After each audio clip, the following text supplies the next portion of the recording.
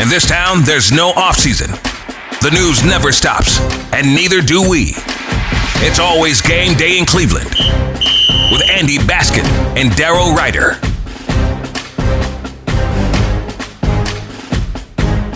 It is always game day in Cleveland. He's Daryl Ryder. I'm Andy Baskin. We are brought to you by Smiley One and Bryant, Northeast Ohio's premier heating and cooling solution. So, Daryl, obviously a really, really bad week for the Browns. Offensive line still a mess. They're hoping to get some guys back this week. Kevin Stefanski had his press conference today as we speak on this Wednesday. Who else? And Deshaun Watson also spoke today. So, Daryl, just kind of give me a state of the team according to Daryl Ryder right now. The state of the team is not good. They better win Sunday, or is that your professional opinion, or is that based on the educational value? Yeah, it's both. It's both professional and expert. Oh, good. All right. I didn't want to get confused. Isn't that the same thing? Professional? No, not in your world. It's not, Daryl. So they've got a ton of guys hurt, which is not great. 18 players were listed on the Wednesday injury report. We are now on week 5 of the Jack and Jed went up the hill watch. That's how you asked the question today. You said, what was the question? How are Jack and Jed? Yeah. I was like, since we're doing this for a 5th straight week, how the hell are Jack and Jed? Right? I mean, we are. It's the 5 straight weeks of this. Nick Chubb back at practice. I don't think he's going to play this week, though, but it does activate that 21-day window to officially put the active roster. Nyheim Hines as well, Michael Dunn. I have a question for you once you finish this answer. I have a question. Yeah, okay, go ahead. So why is it that Kevin Stefanski can't be like just even a tinge excited that Nick is back, and that, like, in watching and listening to the press conference, maybe his body language was different than, and so if it is, please correct me. But he talks about, he was asked about Nick immediately in this thing, and I got to be honest, as someone who has followed the Browns for my entire life, Nick is a special player. He has endured himself to the fans. He is a silent assassin. He doesn't really run his mouth. He plays football. He plays hard. He took an injury last year that most of us thought he could not come back from. Yet he is back, and he is within 21 days of returning to the field. They figured out a way to cut him a deal to at least keep him on the roster, and that's great. And when asked today, Nick might as well have been a piece of furniture in the building. Oh yeah, well, Nick is back, and we'll put him back in his place, and he'll go underneath the table.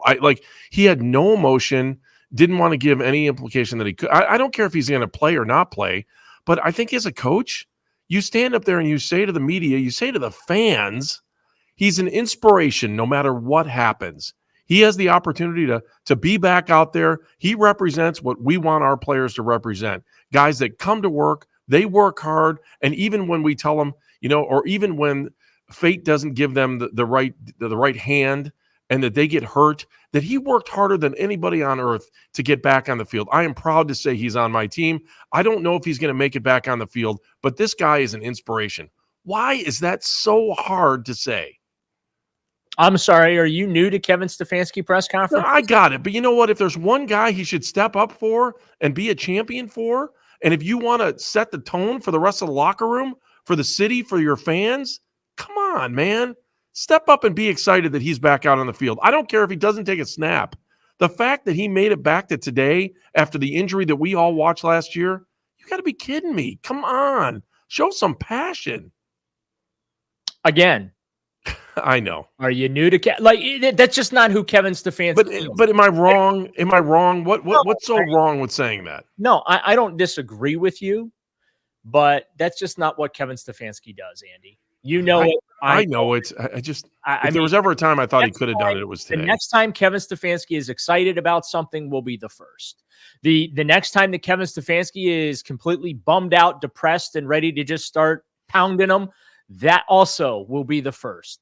He is just as even keel as they come. I get your point. You're absolutely right. You get up there and say, hey, it's an exciting day for Nick Chubb and the Cleveland Browns. He's able to practice.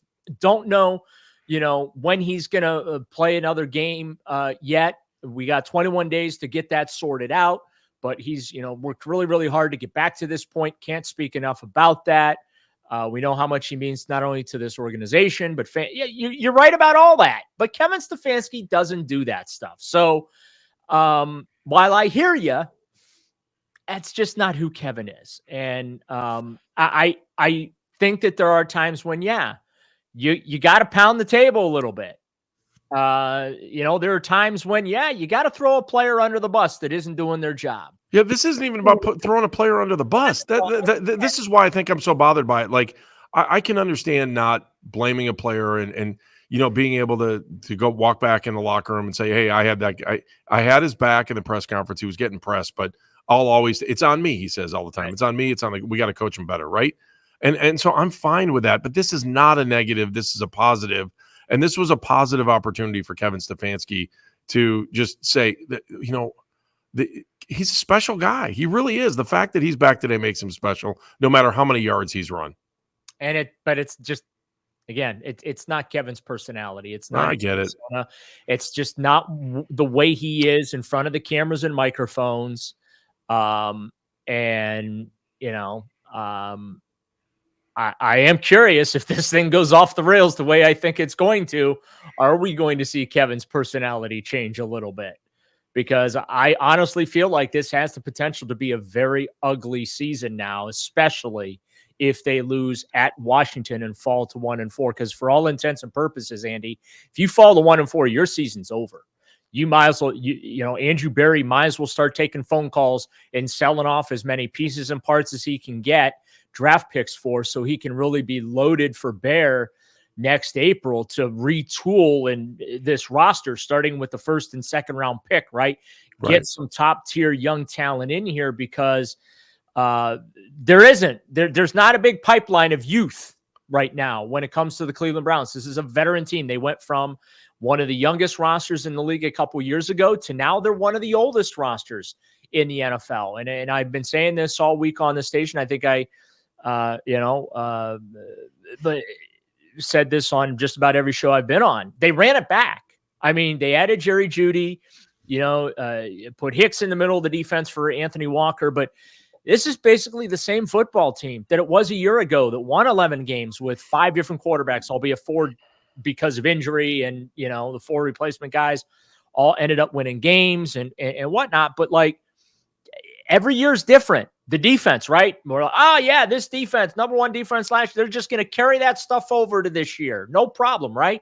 And you look now at how they're playing, while they're not giving up a ton of points, obviously that week 1 loss has kind of skewed the numbers statistically, but when you give up 20 points and lose a game, or you give up 18 points and you lose a game, it's not so much the defense, it's your offense needs to get its together. And they've got a big test. We'll I'm sure touch on it here, obviously, in this podcast. But right.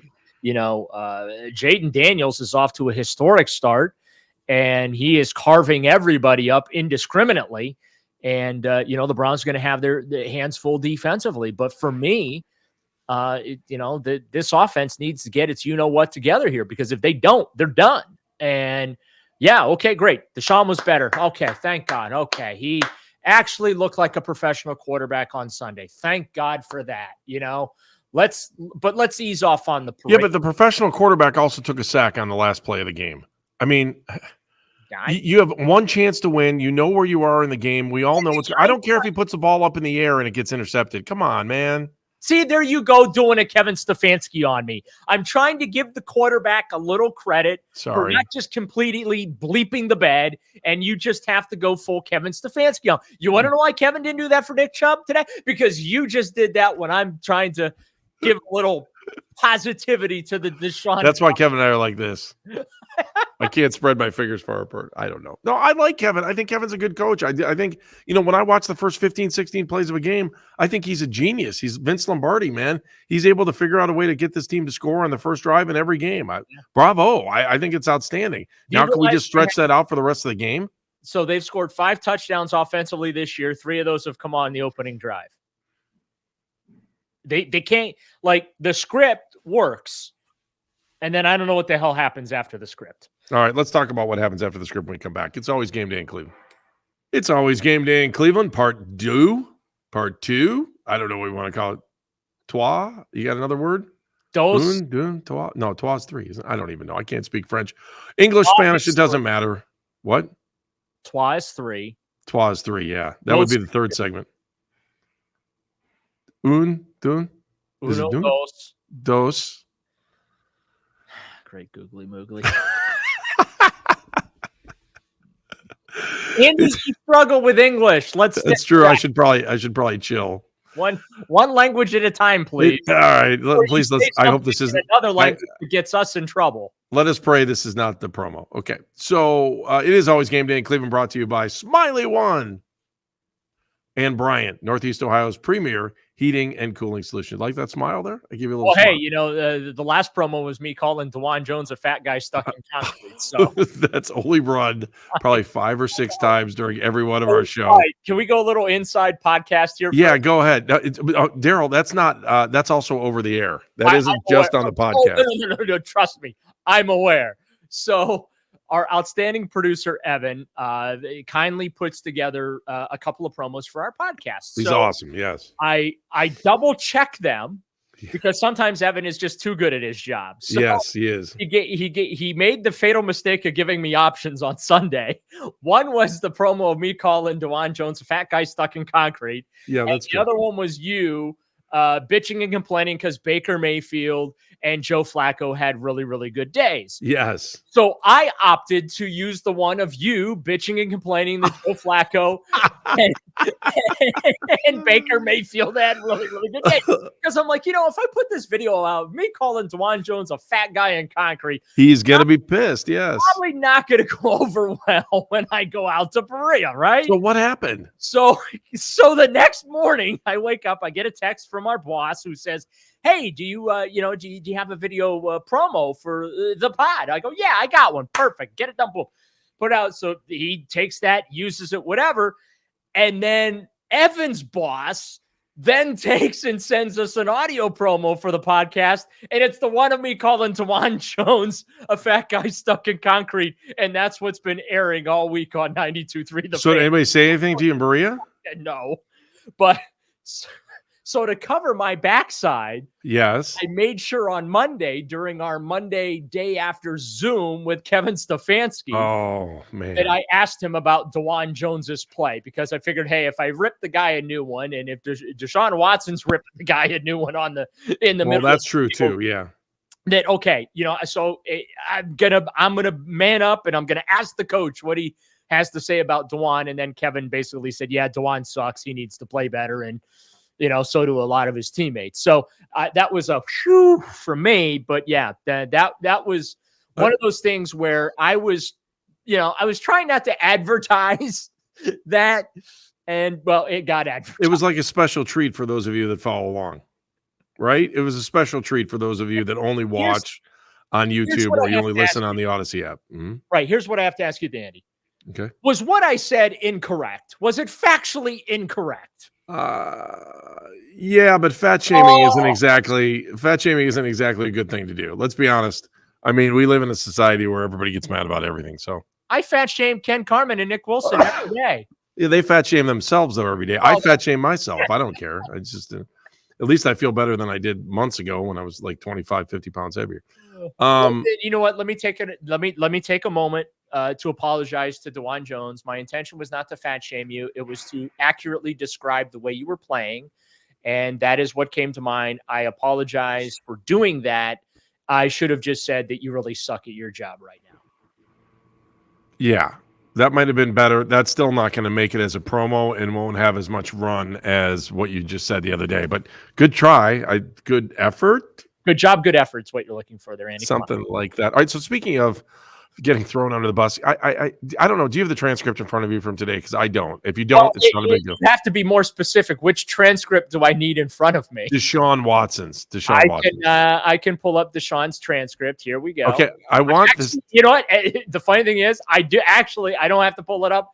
It is one of my tabs on my computer right now. I have the Deshaun transcript. Yeah. All right, I feel better about that. So can we just go back, and he was asked a question about first, second, third down. Okay.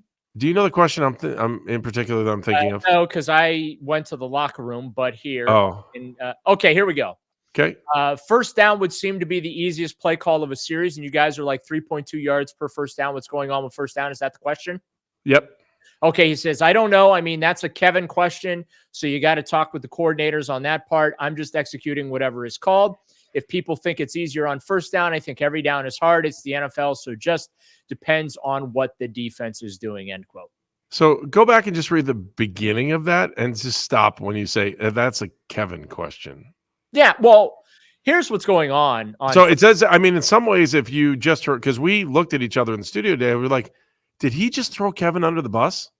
Well, saying that he doesn't like the play calling? Well, no, I don't think so. I think I think part of the problem is that they just really are terrible on first down. They have too many negative plays, whether it's penalties, whether it's sacks, whether it's loss of yard, whatever, right? When you start 1st and 10 and it's 2nd and 15 or 2nd and 10, 10 plus, because you're not doing anything on first down, it's really hard to get a drive kick started. I think that's I don't think it's the play calling thing. I think it's you guys need to pull your heads out of your hindquarters and start executing out there. That's what needs to happen. I fully believe that, Andy, that the problem with this team, the solutions to the problem with this team are within that locker room. It's on the players. Kevin Stefanski is not blowing blocking assignments on the offensive line. Kevin Stefanski is not getting tackled for losses behind the offensive line. Kevin Stefanski is not dropping passes or having them go off his hands for interceptions. Kevin Stefanski isn't throwing it to the blonde in the first row. Kevin Stefanski. She does have good hands, though, man. I saw her. She had a great catch the other day. It was awesome. I don't know if the one-handed. It was like.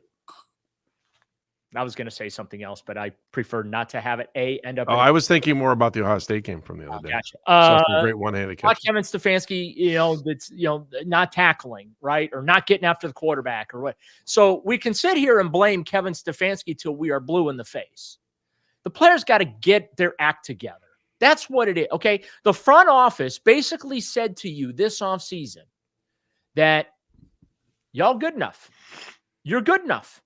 We don't need to do much. We don't have to make many changes. He brought back Andrew Berry brought back virtually the entire defensive line. Yep. He substituted Jordan Hicks for Anthony Walker. Right. He brought in Jerry Jeudy for give me one of the young wide, Michael Woods. Okay. Well, and David Bell at one point, but yeah, okay. Well, Bell's back. Your boy's back. Okay. Yeah. Because I see promise in David Bell. No one else does. Yeah. That's the only reason he's still a Cleveland Brown is because of me. Because I was champion. I blame you for that. Well, that's okay. And then he got hurt. So please don't blame me for his injury. Okay. I don't blame you for that. Okay. But the point is that these players have to start getting it done on the field. I'm getting a little annoyed with, Ken Dorsey, his offense, this, that. These guys got to execute. Deshaun Watson has to execute better. The offensive line needs to execute better. The skill players have to execute better. Defensive line got to execute better. Secondary, linebackers, you all got to execute better. That's what this is, Andy.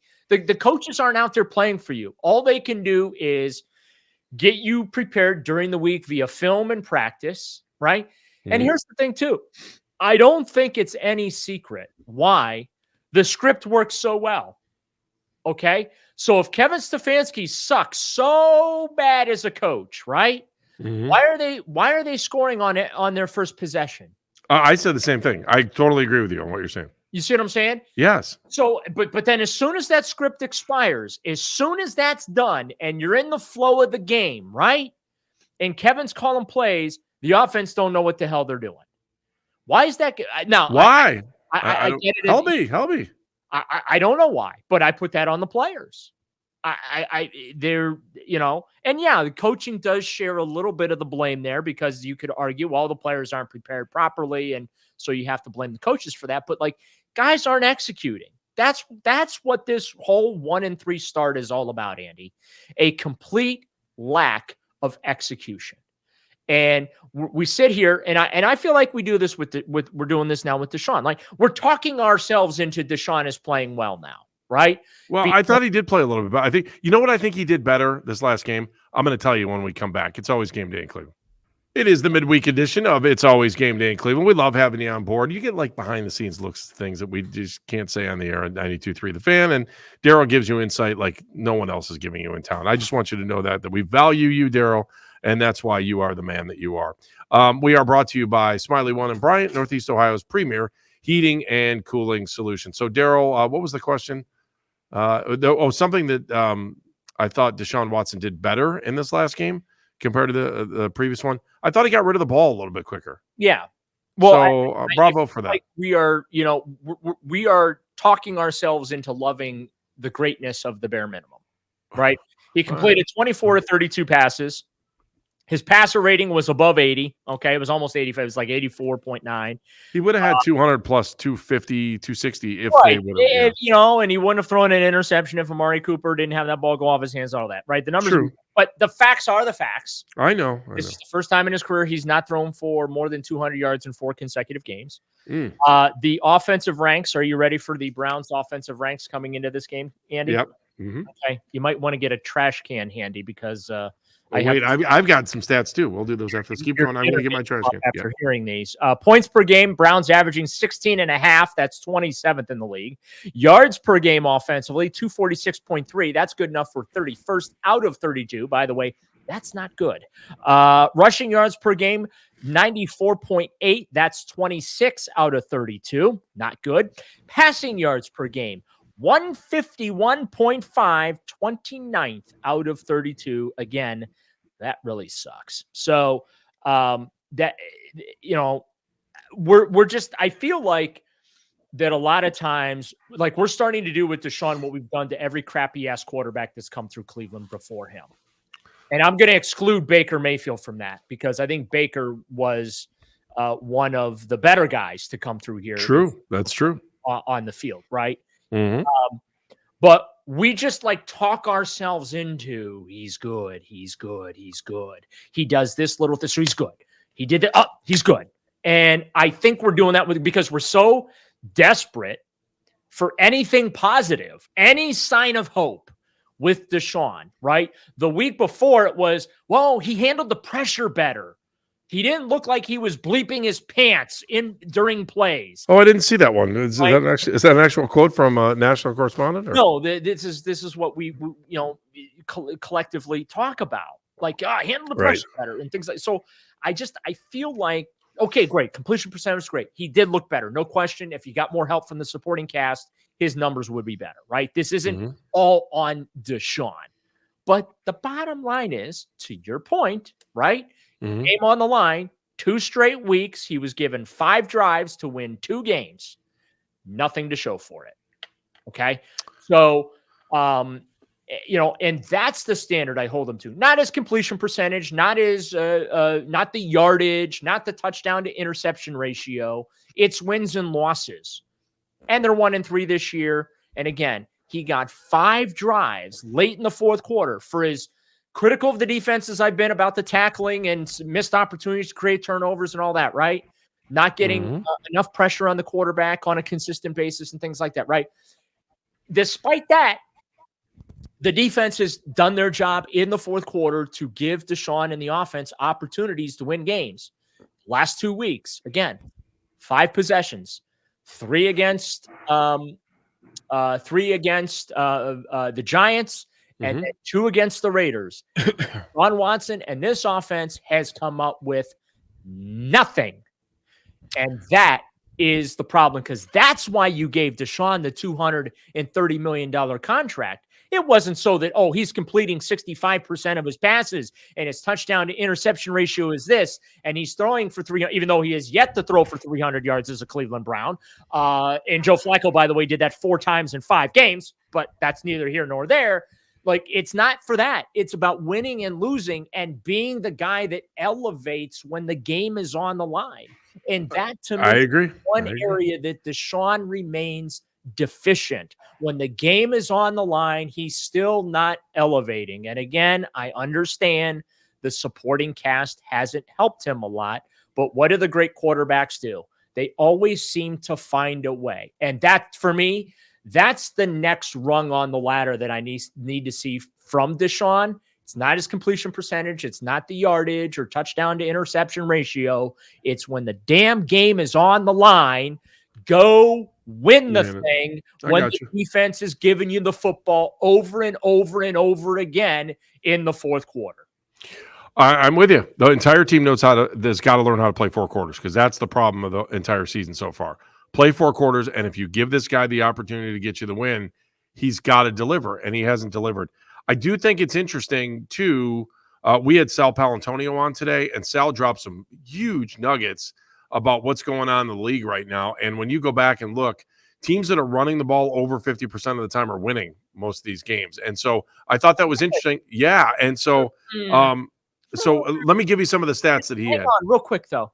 I just got to hop in the DeLorean for a second. Yes. Didn't they have some sort of an offensive philosophy before Ken Dorsey got here that leaned on the run? Yeah, well, that's where they should be right now, and that's why I think I'm excited that Nick Chubb's back, although I don't know that Kevin's going to use him. The thing is, they probably shouldn't have fired that guy. But they brought in a coach that's there for the quarterback, right? To make things better. So, and again, why he got fired in Buffalo, but I digress. So let me give you some of these stats. Teams are averaging 119.8 rush yards per game. That's the most through 4 weeks since 1988. I was in college. Okay, and so that's 120.8 rush yards per game. Side note, you're really old. Thank you. Conversely, teams are averaging 202 pass yards per game, the fewest through 4 weeks since 2001, and that's 200.9 pass yards per game. And league and points are down. So, excuse me, if your team is only giving up 20 points a game, you should be winning, because league-wide teams are averaging 21.6 points per game. That's the fewest through 4 weeks since 2010. Yeah. So the defense is, I had somebody who was just ripping the defensive line today, and I'm like, okay, they didn't have the greatest game last week, but I'm not pointing the finger at the Browns defense for the reason they're 1-3. Sorry. Yeah. The defense is, again, not to sound like a broken record, the last 2 games, the defense has given the offense multiple opportunities to win each of the last 2 games. And, as we look ahead to this game against Washington, Andy, what do you do with Jayden Daniels? He is off to an historic start to his career. You better hope that he cools down this week. That's what you better hope. He's completing 82% of his passes. He's got 3 touchdowns through the air. He's rushed for 4 touchdowns. He's a dual threat quarterback, a Lamar Jackson type of a guy, right? He's thrown for 897, I'm sorry, yards. His quarterback rating is over 107. The conventional wisdom, bring the heat. He's a rookie, bring the heat. The problem is that he doesn't really give you an opportunity to bring the heat because the ball is out of his hands. Right. He takes what the defense is giving him. Does this kid know he's a rookie or no? Has anyone told him? Not. He clearly did not get the memo, because ask Cincinnati. They don't think he's a rookie. I can tell you that. Well, ask any of the teams he's played this year. They don't think he's a rookie. I mean, this isn't a situation where those numbers are skewed by one outstanding performer. Like, we look at the Browns. We were talking earlier about points that the Browns have allowed per game, Andy, right? Mm-hmm. And, it's 25.5, but that's skewed a little bit because they gave up 33 in week Dallas, one to Dallas. So that skews a little. Whereas, again, you give up 18 points, you give up 20 points. Those are games you should be able to win.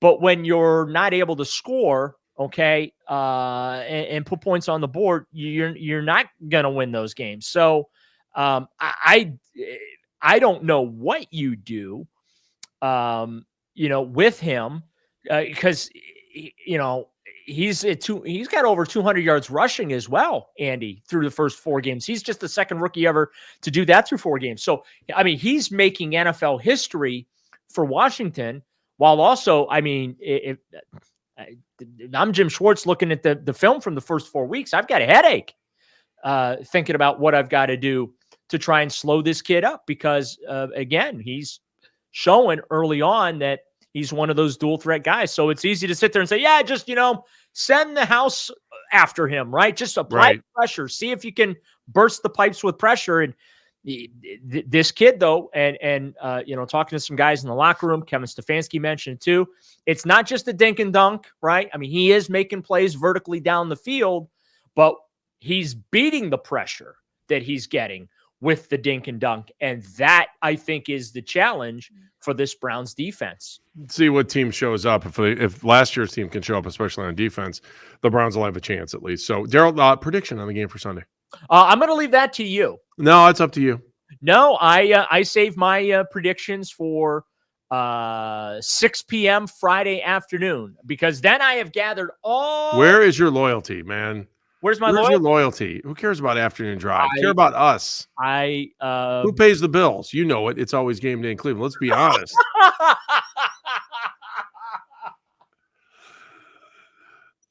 I had to feed the meter 70 cents yesterday or 2 days ago when I saw you out at the Poobah's thank you dinner that we had the other night, and I had to pay 70 cents. So I want to thank It's Always Game Day in Cleveland for footing the bill on that, right? For covering your meter downtown. Yeah, for covering the meter. I appreciate it. Daryl, we're done. I'll talk to you later. It's Always Game Day. You don't want to make a prediction here? No, I'm not making a prediction. We're done. I'm done because you always try to suck me in on these things. I was right the last time. You're chicken. You're chicken. The Browns are in trouble. I don't want to make a prediction, but they better figure this thing out pretty quick. Right? Yeah, I'll be nice. They lose by 10. Okay. Lose by 10. Andy Baskin's a hater. I'm not a hater. I'm going to say lose by 10 and hope they win by 25. He's Daryl. I'm Andy. Evan, you're the greatest producer in the history of this show today. Good luck making a promo out of this one. Yeah, and make sure you make Daryl look like an ass. It's Always Game Day in Cleveland.